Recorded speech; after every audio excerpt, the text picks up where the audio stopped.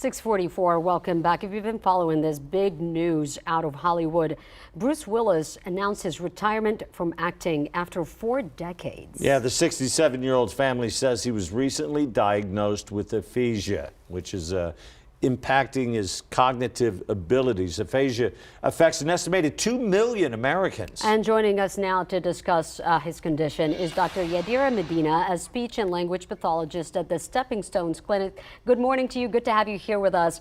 I think a lot of people are new to this and have a lot of questions. You know, what is this? How could it be impacting them? Can you explain exactly what aphasia is and some of the symptoms that come along with it?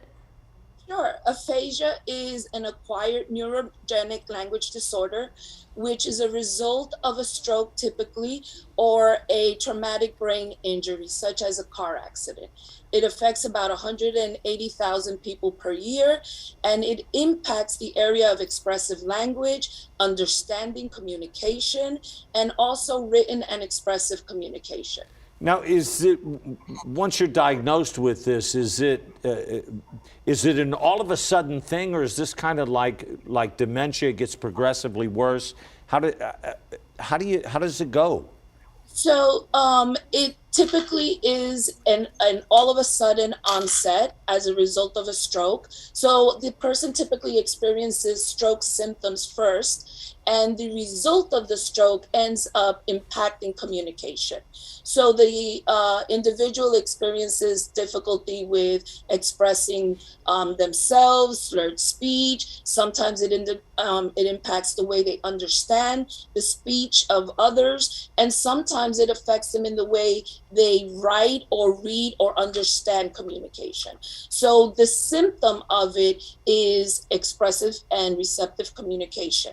The injury is a stroke or a cerebral incident to the brain that has damaged the language areas of processing.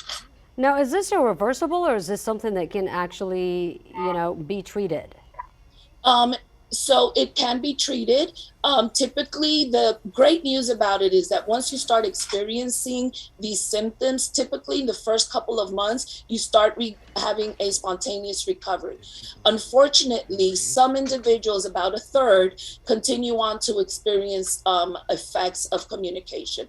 And at that point, you should seek a speech language pathologist and an interdisciplinary team that can help you with MRI scans and provide you with appropriate courses of therapy. So is it can it be treated with a medicine, or is it just a therapy type thing? And in rare cases, I read that people do recover, but never fully.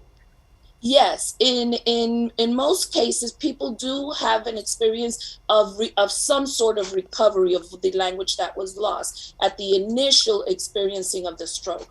However, it does consistently persist throughout the rest of their lives. So it is very sad, and I wish Mr. Willis and his family lots of success in this aphasia journey, and for helping our society understand more about it, because it does impact about 2 million people a year.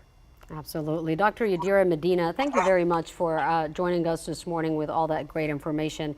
And we certainly share her sentiments here, wishing Mr. Willis and his family the best of luck, and hopefully he can be treated and get better out of this. All right. Thank you, doctor. Yeah, just it's one of those things, obviously, we're just going to follow, Yeah, it's sad. And I wish the family and Bruce, hope he gets better. All right.